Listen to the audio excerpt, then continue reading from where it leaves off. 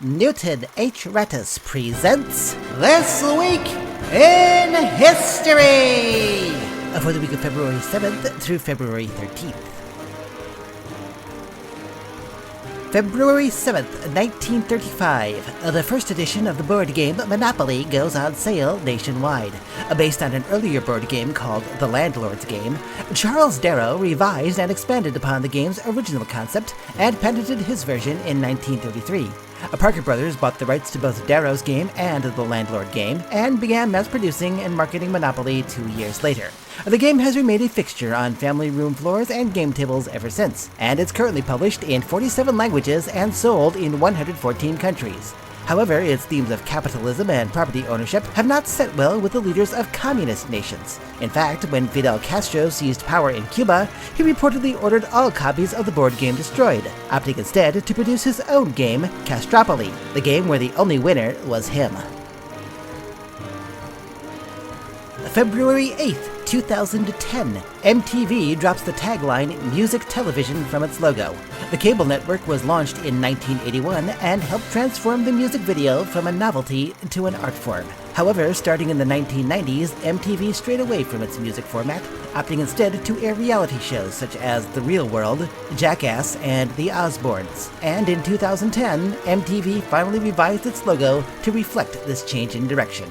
However, television viewers are still waiting for other cable networks to adopt a similar truth in advertising approach. Specifically, they wish to see the History Channel changed to the Rednecks and Pawnshops Channel, the E! Entertainment Network renamed the B! Boring Network, and the word learning removed from the Learning Channel altogether. February 9th, 1870, the U.S. Army Signal Corps establishes the National Weather Service. The service itself was initiated in 1849, with the Smithsonian Institution supplying weather instruments to telegraph companies, who in turn submitted their observations back to the Smithsonian. By 1860, over 500 stations were providing daily telegraphic weather reports for various publications and government agencies. It wasn't until 1870, however, that Congress approved the U.S. Army's request to create the National Weather Service, establishing a single repository for these reports. Today, the National Weather Service employs over 5,000 people across nearly 150 national office centers and many more support centers. And they continue to demonstrate that being a meteorologist is the best way to give 100% inaccurate predictions, yet still keep your job. February 12th, 1909, the National Association for the Advancement of Colored People, also known as the NAACP, is founded. Originally called the National Negro Committee, its founding mission was to make aware of the need for racial equality, fighting fiercely to overturn the Jim Crow laws of the 1920s and 30s, and end racial segregation in the 50s and 60s. They were also one of the leading forces behind establishing the month of February as Black History Month. Despite heavy criticism about their ideology and scrutiny of their leadership, the NAACP remains a powerful voice in political and cultural arenas.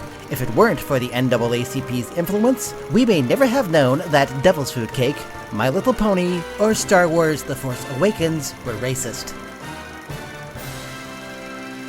And finally this week, a trio of royal beheadings. February 8th, 1587.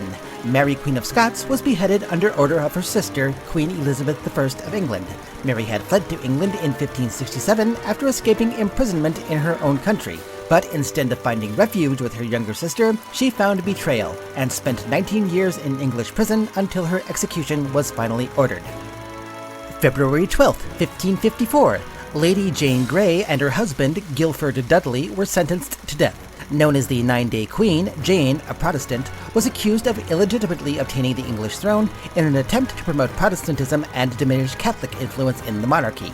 Ironically, the order of execution was signed by her cousin, Mary, Queen of Scots. February 13th, 1542. Catherine Howard is executed for adultery. The fifth wife of King Henry VIII was known for being both attractive and flirtatious, and she maintained an affair with royal courtier Thomas Culpeper during her marriage. The affair was uncovered by the Archbishop of Canterbury, leading to the arrest and conviction of Culpeper for having sexual relations with the young queen. Culpeper was executed on December 10, 1541, and Catherine received her punishment 2 months later. While this particular history presenter is certain the timing was coincidental, and is sure that there were very valid, at the time, political and religious reasons for these executions, it does lead one to wonder whether there are more humane ways to escape the obligation of buying your wife a Valentine's Day present.